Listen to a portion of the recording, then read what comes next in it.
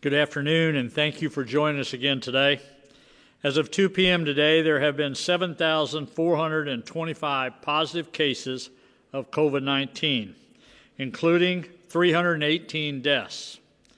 Over 78,000 Missourians have been tested at this time. As we approach May the 4th, I want Missourians to feel confident that we are in a good place and ready to move forward. The four essential pillars of our Show Me Strong recovery plan are a big part of this. And we have met each of these pillars and have full confidence that Missouri is prepared and ready to safely reopen. One of the four pillars is hospital capacity. And I want to repeat what I said yesterday. Our hospitals are not overwhelmed. With the exception of the St. Louis region, every region across the state has shown a significant decrease in COVID-19 hospitalization. We will continue to monitor our hospital capacity as we move forward, but Missouri has an excellent healthcare system, and I assure you that our hospitals are prepared. Another pillar of our recovery plan is testing capacity. Between the state health lab and at least 15 private labs and participating healthcare institutions, approximately 50,000 tests could be performed each week. There are now more than 125 sample collection sites located throughout the state, and mobile outreach is now available to reach people who may not be able to get to a testing site. DHS has expanded its testing criteria so more people can be tested, and rapid point-of-care testing devices have been deployed throughout the state. We have also shifted to an aggressive box-in approach with testing. This strategy will allow positive patients to be identified and isolated as soon as possible to prevent the virus from spreading further in the community. In addition, we are now utilizing community sampling to specific counties. This involves testing both systematic and asymptomatic people to potentially identify individuals who unknowingly have COVID-19 and isolate them before they spread the virus. In addition to testing and hospital capacity, expanding Missouri's PPE reserves is another essential pillar of the Show Me recovery. And we are in a good place with this pillar as well. Last week, the Department of Economic Development partnered with Google and launched the Google Marketplace to connect our healthcare providers with manufacturers and suppliers that produce PPE. Missouri has received national recognition on the use of this new tool, which will be a huge asset moving forward. Last week, Vice President Pence recognized Missouri's use of the Google Marketplace during the White House COVID-19 briefing. And just this morning, Rear Admiral John Pulachek, leader of the Coronavirus Supply Chain Stabilization Task Force, called to learn more about Missouri's PPE marketplace as a potential best practice for other states. Again, I want Missourians to feel safe and confident to re-engage in the economy and social activity. We are exactly where we need to be with our four pillars to reopen, and I am thankful for my administration, our many partners and stakeholders across the state, and all Missourians for helping us to get to this point. With that said, we have a few other directors that are here today to talk more about their departments as we move forward to reopen Missouri. We know there will be lots of questions and concerns regarding unemployment. So first, I will turn it over to Director Hugh for an update on the Department of Labor. Director Hugh.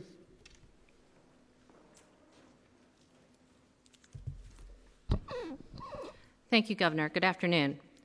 From March 15th through the week ending April 18th, we at the Department of Labor and Industrial Relations have served Missourians by processing over 400,000 initial claims for unemployment benefits, and also made close to $500 million of payments to eligible claimants, both in regular benefits as well as the federal supplement of $600. Last week, Missouri was one of the first states in the nation to process pandemic unemployment assistance program claims. Not only did we take the claims in, but we've already processed and paid thousands of eligible claimants a PUA weekly benefit as well as the $600 federal supplement. This was accomplished while setting up remote work for over 2/3 of our agency, training over 100 additional state staff from our Department of Labor as well as other state agencies to support the unemployment program, as well as contracting and training third-party vendor staff and preparing to hire 50 to 100 more temporary staff for additional support. Just to provide you with some context, normally at this time of year, we process about 2,300 to 3,000 unemployment initial claims a week. In the last 5 weeks, we've had 2 historically high weeks where we have processed well over 100,000 initial unemployment claims. We continue to prioritize the phone lines for individuals who have difficulties accessing our online resources. Our efforts to be responsive to the thousands of calls we're receiving will continue to direct callers to specific messaging for program information and updates. If you're calling about an issue on your specific claim, we continue to ask for your patience and understanding as we do our best to get to as many callers as possible. If you're on hold and offered the callback function, this selection will keep your spot in line, and the system will call you back when it is your turn. So please select that option if you want to be called back. You do not have to remain on hold. For members of the public who have access to the internet, please continue to do these things. First, log into uinteract.labor.mo.gov for the latest status of your claim and weekly payment. If your claim status is protest pending period, if no eligibility issues come up during that time frame, the payment will begin processing after the 10-day protest period. The second is resetting your own password by answering the security questions online that you selected when you registered for your UInteract account. Please try that first before calling. With each of our calls that we're taking, we have codes that our agents indicate what the call was about and why or what was resolved during that call. And so from those codes, we know that those are the top 2 questions that are asked that can be dealt with online. In addition, just a reminder, child support payments, existing non-fraud overpayments, and taxes for those who have selected to have taxes withheld reduces both the $600 payment as well as any weekly unemployment claims. Claimants are also reminded to take extreme care to provide accurate information when you're entering it online. Typos, wrong dates, incorrect answers to questions, and other data entry errors during the initial claims process will cause delays for eligible claimants. And again, more than 90% of Missouri's unemployment claims have been filed online and without any assistance from the department. It's all on our uinteract.labor.mo.gov website, and we continue to implement more options there to assist claimants with their questions. Just a few clarifications about the federal unemployment programs. Anyone who is self-employed and who wishes to file for Pandemic Unemployment Assistance, PUA, must first file for regular unemployment benefits and be determined ineligible. The step is necessary because PUA is a brand new program that the existing system was not designed to address. But once a self-employed claimant's information is in the system, they can file immediately for PUA, Pandemic Unemployment Assistance, if they fall into one of the 11 eligibility requirements. Some examples of those 11 categories include being sick with COVID-19, caring for someone in your household who is sick with COVID-19, and being the primary caregiver for school-age children when schools are having students stay at home. The full list of 11 categories can be found on DOLR's FAQ page, labor.mo.gov/coronavirus, under FAQ number 8. In addition, one of these categories must still exist at the time of your weekly request in order to receive payment for that week. While individuals can provide self-certification of the supporting category, the USDOL, and particularly its Office of Inspector General, have directed states to notify, remind, and enforce the policy that misrepresentation for the purposes of obtaining any kind of unemployment benefit is considered fraud and will be subject to prosecution, penalties, and repayment. USDOL has made it clear that general fear of COVID-19 will not support continuation of unemployment benefits under both the regular unemployment insurance program and the PUA program. Therefore, if an employer provides the employee suitable work to return and the employee chooses not to return to work, then unemployment benefits will cease. If an individual files for PUA, it no longer falls under one of the 11 eligibility criteria under the CARES Act, then the individual cannot file for weekly benefits under PUA. In terms of guidance about workplace safety, the Show Me Strong Recovery Plan page has the April 27th DHSS health order with details about physical distancing, as well as the CDC guidelines for workplace physical distancing, in addition to information we have on our labor webpage and in the FAQs. In addition, local stay-at-home orders have included criteria for essential businesses and their operations, and those would still guide local businesses in the recall of employees to work. The Department of Labor is also working on a portal for employers to submit information on employees who refuse to return to work. We'll be announcing that shortly in terms of when the portal will be live and instructions on how employers can use that. And finally, the Federal Pandemic Emergency Unemployment Compensation Program, PEUC, is scheduled to be operational tomorrow morning, Thursday, April 30th. The program provides up to an additional 13 weeks of benefits for individuals who have already exhausted their unemployment claims. If they were already filing a weekly request for payment, they should continue to do so. All individuals who have previously exhausted their benefits in the past year will be notified by email or mail with instructions on how to log back into UInteract and to file under PEUC. That communication will be dependent on what the individual had selected when they registered their account. However, there's no need for individuals to wait for receipt of that communication. They can come back and log into UInteract tomorrow morning and look into the correspondence folder for instructions on how to file. Thank you very much. That's my update for today.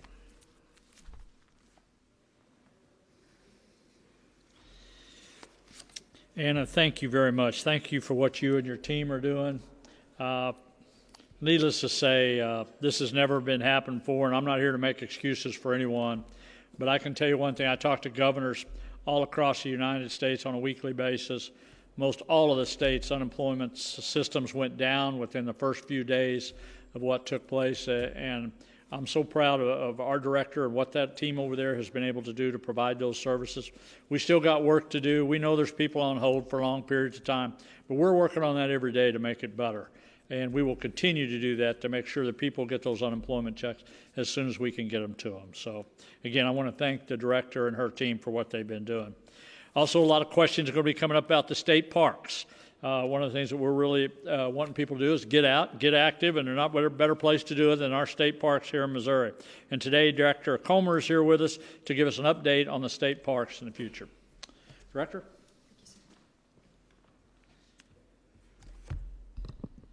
Good afternoon. While the vast majority of Missouri's state parks and historic sites have remained open for day use throughout the entire COVID-19 crisis, the Department of Natural Resources implemented a number of measures designed to protect our visitors and team members. Those measures included canceling our tours and programs, closing visitor centers and playgrounds, and suspending camping and overnight lodging. Today, however, thanks to the governor's leadership, I'm here to announce a phased approach to resuming normal operations at Missouri State Parks. This approach will help ensure visitors can enjoy Missouri's natural and cultural resources by minimizing overcrowding at Missouri State Parks and historic sites. In addition, this approach will allow our state parks team the time to restore necessary services and prepare measures designed to allow proper physical distancing. Between May 4th and May 15th, lodging, dining, marinas, and retail stores operated by our concessionaires will reopen. Services and locations will continue to be limited, so we encourage you to visit our website for further information on each individual park site. On May 11th, Castlewood State Park, Elephant Rock State Park, Watkins Woolen Mill, and Weston Bend State Park will reopen for day use only. Parking will be strictly limited, and some trails may be closed to ensure proper social distancing is maintained. On May 18th, the off-road vehicle riding area at St. Joe State Park will reopen with a limited number of one-day permits available. Permits must be purchased online and in advance. Park campgrounds, and our more primitive park run lodging will continue to be suspended through May 18th. At that time, we will evaluate when to reopen those facilities based on the available health information. Similarly, visitor centers, tours, programs, enclosed shelters, playgrounds, pools, and beaches remain closed as we monitor the initial stages taken to resume operations. We ask the patience of our guests as we balance providing recreational opportunities with maintaining a safe environment for our visitors and staff. As you head to a park, I encourage you to check moststateparks.com for individual park advisories and the latest actions in response to the COVID-19 pandemic. We will continue to monitor crowds and visitation closely in order to prevent overcrowding. If a park is nearing capacity, gates or parking lots may close temporarily. If you're planning to visit a state park, we encourage you to choose a park close to your home. And as always, whether you're inside or outside, I can't express enough the importance of following the guidance provided by CDC and Governor Parson. Keep 6 feet between you and others, avoid crowded areas and groups of people, stay close to home and travel only with those in your household, wash your hands often, come prepared, carry hand sanitizers, wipes, and water, wash your hands often, share the trail and warn other trail users of your presence as you pass. Avoid touching your face, avoid handshakes or hugs, cover your mouth and nose with your elbow when you cough or sneeze, pack out what you brought in, be kind and considerate of others, and most importantly, please stay home if you're sick. While safety, outdoor recreation, and service to our visitors are all very important to us, the safety of our guests and our team members remain our top priority. Thank you.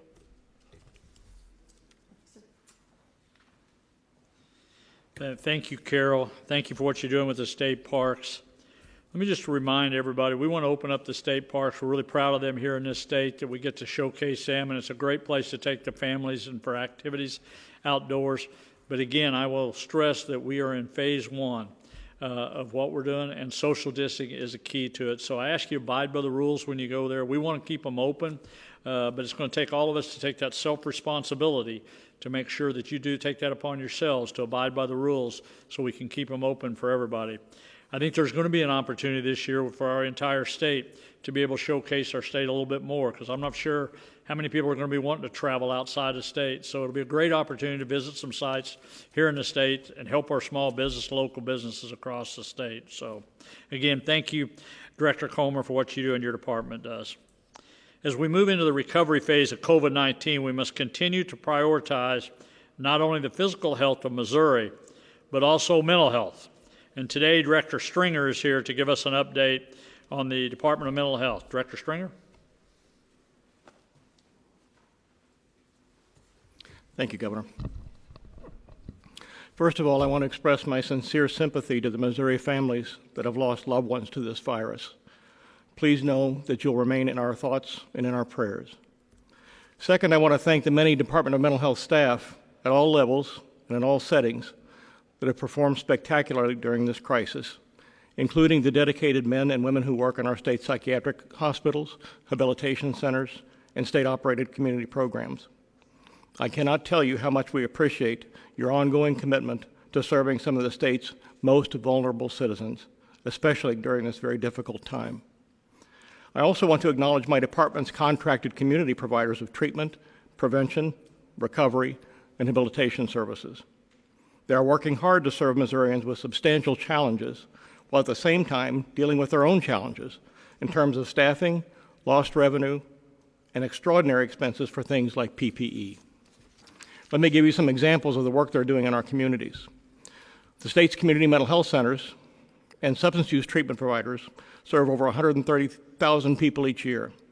When the COVID crisis started, the entire community system pivoted in a matter of days to a virtual telehealth model of care to help individuals and their families dealing with those conditions stay safe, stay well in their homes, and importantly, out of the hospital.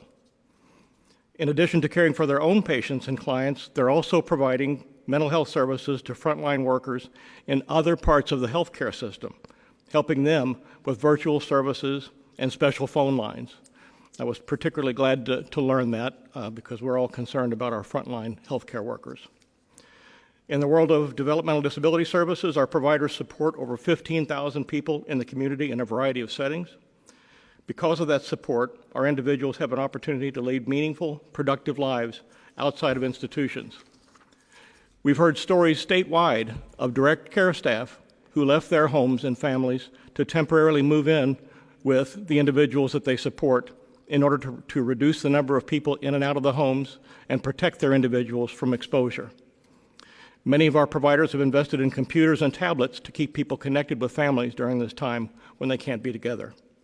And they're working hard to move people with developmental disabilities out of long-term hospital stays and into appropriate community settings in order to alleviate stress on the healthcare system. And Governor, our providers specifically asked me to thank you, Director Richardson, and other of my colleagues on the cabinet for moving so quickly with steps that allowed them to continue serving their communities and keeping their people safe during this crisis. Now, to all Missourians, many people who will be returning to work next week will understandably be nervous about it. There's nothing wrong with that. But I can assure you that proper precautions and common sense make a huge difference in how and where the virus appears. Let me give you just one example.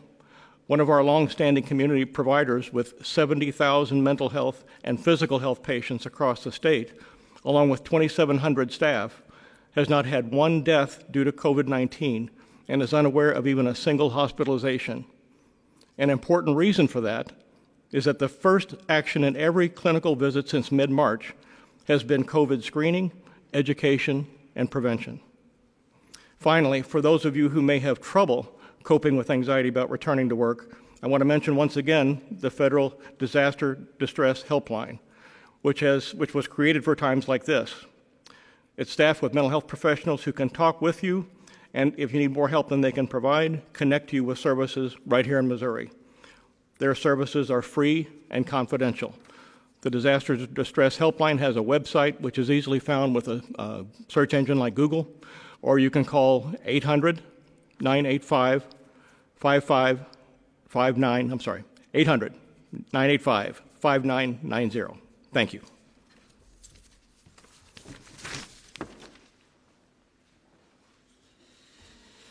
Mark, thank you for what you're doing, what you have done, and what you will do. And I want to especially thank those employees. It's remarkable what the state employees have done during this time to go to work every day in tough situations, whether it's correction officers, whether it's mental health, whether it's public safety, whether it's Department of Labor, almost all the departments. But the people in the mental health situations, the people that they were willing to come to work every day and take care of people that can't take care of themselves, and understand that's a job most people don't want to do. My hat's off to those people for doing what they've done, for sacrificing for others, putting their care of those individuals before themselves and their own family in some cases. So I really appreciate what they did. So many people stepped up. As we get closer to Monday, Missourians may be feeling many different emotions. Some people are excited. Others are nervous and unsure. No matter what you're feeling, I want to assure you that we have prepared for this and we will continue to do everything we can to keep Missourians safe. However, I will say this again. COVID-19 is still out there. And at the end of the day, it comes down to looking out for each other and taking responsibility for our own actions. For our recovery plan to succeed, we must all continue to be proactive while adapting to these new challenges. Use common sense, social distance, protect yourself and the others around you. If we can do this, we will be successful. Thank you, and God bless. I also today, there's a couple other directors back here. Director Karsten's back here, and Director Williams is back here if you have questions for them. The one thing I would ask, there's several directors here today, if we can bring them up, if you can all kind of ask your questions towards each director, we would appreciate that very much. So the time's yours. Governor, can you hear me okay? Yes. Do you anticipate daily reports of new COVID-19 cases to increase after your order lifts? And if they do increase, will you take responsibility for that? Well, let me go back to what I've said all along. I don't think you can look at it on a daily basis. I keep saying that over and over, but the reality of it is because you have a one spike day on those, that could be simply a lab, dumping that material in again, and we've talked about that many times. If we see a trend that we're all of a sudden we're escalating back up, we're going to reevaluate the situation. It's that simple. But right now, I think we have the tools into place. I'm confident that we're on a downward spiral for the majority of the state, and I believe St. Louis is sure at that plateau, for better terms, looking over the edge, and it's remarkable what they've done. So we're going to be ready for that. We'll be watching all the data every day like I have been for months now. This deals more with unemployment, so this might be directed toward the director here, but how many people of those 400,000 are still waiting right now? Do we have a number on that? And for the people who can potentially return to work on Monday, I know this was briefly mentioned, but who may be afraid to return to work, are they still able to collect unemployment benefits? I will let the director come up there and answer that too, but my understanding is if your boss calls you and tells you to come back to work, you got to fulfill that requirement if you want to go back to work, but you'll have to go back. But I'll let the director answer that also. In terms of the numbers for individuals who are yet been paid, we process claims every single day. So there are going to be people in a variety of different categories who will not have been in paid status yet. Generally, under regular unemployment insurance, you have the 10-day protest period, and after that protest period is done, if there's nothing that's found during that time to deem you ineligible, your payment will be paid shortly after that, within a few days. However, for regular pandemic unemployment assistance, this new program that we have up, there is no downtime in that. Claims that were processed last week and deemed eligible actually got payments last week. And so, again, we are processing those as close as possible in terms of the timing of it, but generally it takes at least 10 days for regular unemployment protest period, and again, that's because the employers are the ones who pay that unemployment insurance, and under the law, we are required to give them that time. It's part of the due process for unemployment benefits.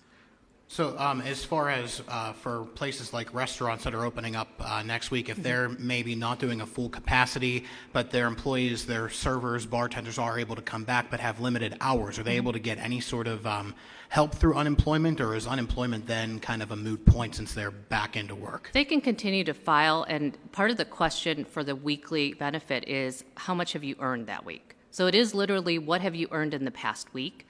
And so, you have to have earned above, I think, 384 currently in terms of complete disqualification for a weekly benefit. But so for those individuals who continue to have diminished hours in their work, there will still be the ability to continue to file, and then your weekly earnings will have some level of impact in terms of your eligibility for continued benefits.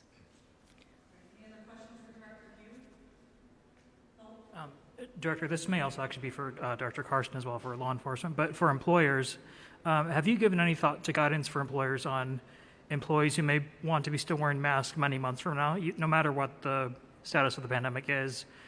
People who work in hospitality, for example, service industries, employers may want people to be showing their faces to customers more, but do you have guidance on that going forward?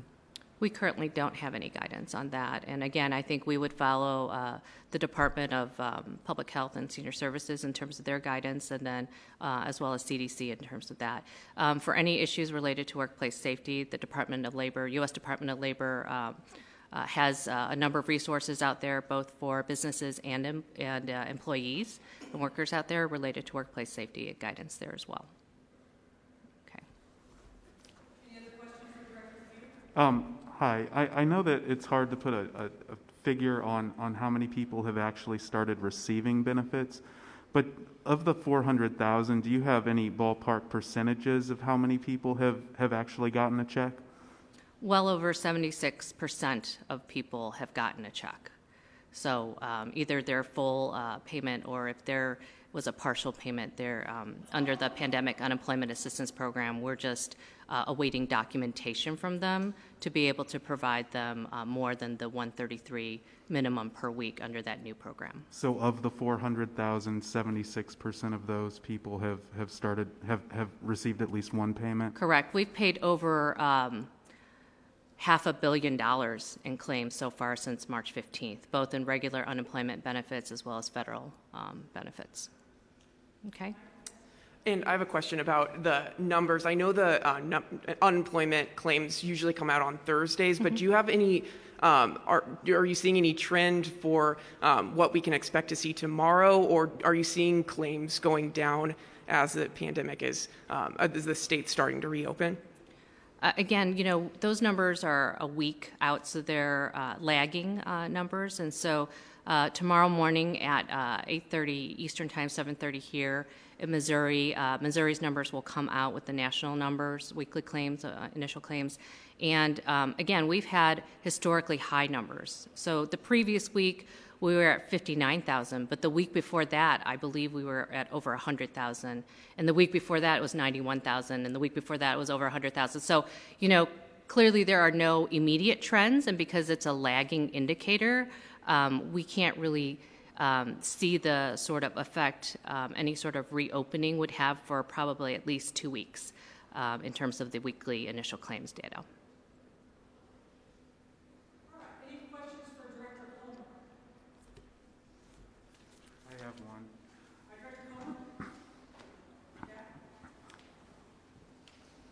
Hi, Director. Hello, how are you? Fine. So you said that parks would gradually reopen between May 4th and May 15th, right? Park lodging, yes. Park lodging. Do you know when overnight camping will be reinstated? That's part of our second phase of reopening. Right now, we are looking at, because lodging is different, it's confined spaces like a hotel room with individual bathrooms. Camping is very different than that, as are the more primitive cabins. So that'll be part of the second phase of our reopening here. I can't give you a date. We'll be evaluating that on May 18th, looking at the data then, and then determining what that date will be. So camping is still suspended under the first phase? That is correct. Okay. Thank you. Okay. Thank you.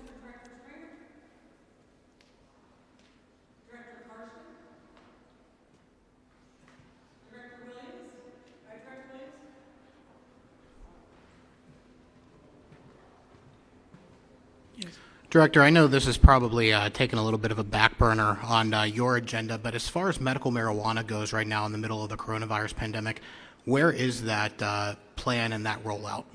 Well, I answered this yesterday in an interview. It's probably taken a millionth of my time that I've thought about that during this.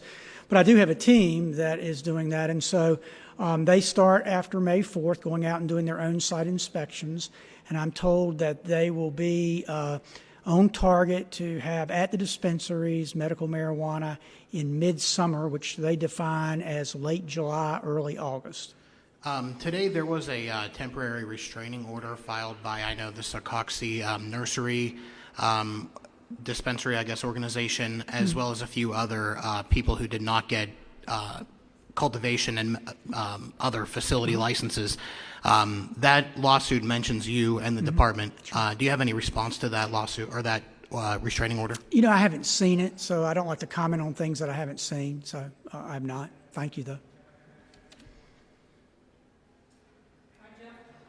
question for either Dr. Williams or the governor. And I don't know if you heard the news in St. Louis County, in that area yesterday. You talked about the hospitalizations still have not decreased.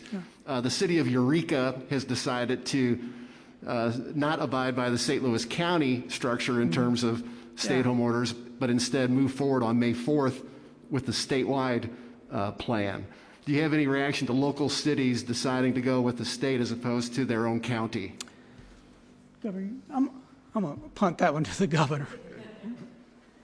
That's a good move, Director, on that. I think any time that we're talking about it, I want to go back to the whole structure of this. It falls back to the local levels. So with the state order in place, I would hope that most of them, as they change their orders, would line up with the state orders as much as they can when they decide to open up. So people do have some sort of normal view of how they should go to businesses and everything. So we hope people line up, and we think most of them are. If you're within a county, if you're within a city, within a county, and they've got that order in place, you're going to fall under that county rule. It's as simple. That's why we've always maintained that local mentality, that local control, so they know best. But it's no different to me as governor. Sometimes I have to look at the whole state, and I have to figure out, to make different decisions for different parts of the state, and that's what we've done. So, but again, that's a local issue. My question is for Dr. Williams. Unless it's a hard one, then it goes to the governor. Okay, I think this one is for you. So the CDC director said about a week ago that the second wave of COVID-19 might be more devastating than this first one. What are you doing now to prepare for that potential second or even third wave of COVID-19? Yeah, and Bob Redfield's a good friend. And so I think what he was saying was that we certainly, will have the flu next year in November. And so we really, really encourage people to get their flu shots next year. So we're going to want to make sure that we have that capacity and really push out that message. And then also, one could anticipate that with the reemergence based on past history of other viruses, that when the winter comes around, that COVID-19 could possibly reemerge. And so, our motto has always been hope for the best, prepare for the worst. So what we're doing is using this time basically on the 4 pillars that the governor has talked about. And one is to have the capacity to do testing. We have a comprehensive state strategic testing that tests, as he said, in case of outbreaks. It's targeted at providers, since we know that 10 to 14% of cases are in providers. It gives us the capacity to do surveillance and monitoring. Director Karsten will be spending that time to build up PPE. We will have a time to do that. We'll also be doing predictive analytics based on data we're getting now to see where we might see areas of outbreaks. And ones that come to mind right now are meat packing plants, long-term care facilities, with Director Stringer, the behavioral health and veterans homes.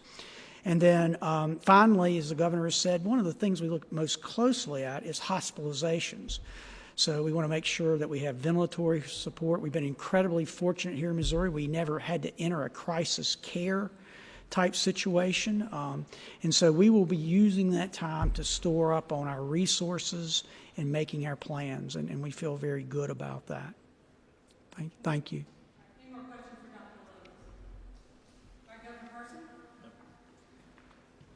Let me just add on to what Dr. Williams said on the question you asked and what's so important that I think I go back to the time frame when this all started just about 50 days ago.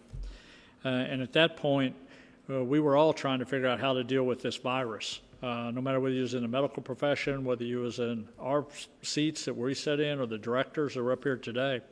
And I think the one thing that we're all going to be is much more prepared if it does come back. If it's in the next fall, we're going to know how to handle that. We're going to know how to isolate a lot better. We're going to know how to target test around the state. We're going to know where the hospital shortages are. Plus, we're going to know somewhere where the virus has the potential to attack in different areas or different places than we did that 50 days ago. So I think we're going to be much more prepared for it at the time. I think all of us as a whole will be. And I think we as individuals, our family members are going to be much more aware of what it takes to fight this virus on that. Governor, do you have any more of a sense on what the amount of the deficit is next year that legislators are working to address this week? I think it was $700 million you mentioned the other day, but I've seen different numbers out there. But can you just kind of clarify what that number is as far as you know? Well, I think if you just look at state numbers, it needs to be a real 700. Let me just say that. That's got to be an amount that we got to take a look at. So I would just suggest this as we move through the budget process, that we move through very cautiously. We make sure that we are doing, quote, a balanced budget if we're going to put one out there. I think that's important to keep that in mind as we move forward to this. As far as the revenue goes, this second quarter is going to be tough. So to build that budget next year, we're going to have to keep that in mind. Although I am still optimistic that third and fourth quarter things might pick up.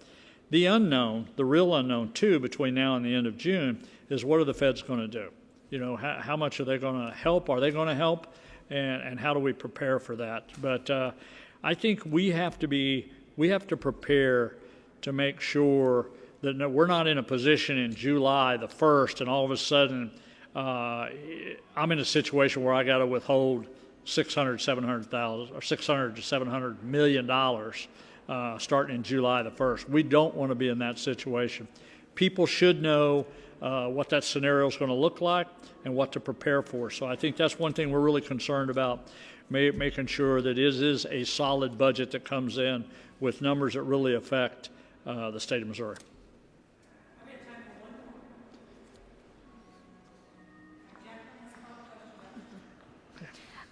Governor, Missourians are coming to the Capitol tomorrow to protest in the sense that you've done little for COVID and housing. They're saying that they'd like rent and mortgage suspension along with expanded services for people experiencing homelessness. Do you have any comment?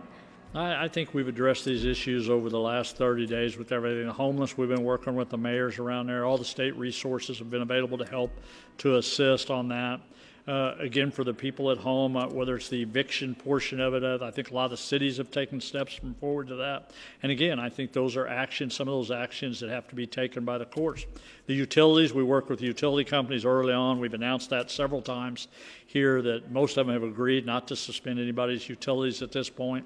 But I think you also got to remember that sometimes there's things not under control of the government or the PSC, that you have private entities out there, whether it be the city utilities, municipal leagues, and things like that we don't have control over. But for the most part, I think we've been concerned about that the whole time. We're putting all the resources we have on the state level. I think you even if you look at the Medicaid rolls are increasing in the state because people are qualifying for that. And we're making sure nobody loses those benefits at this point. And plus, it's now expanding simply because of the COVID-19 situation.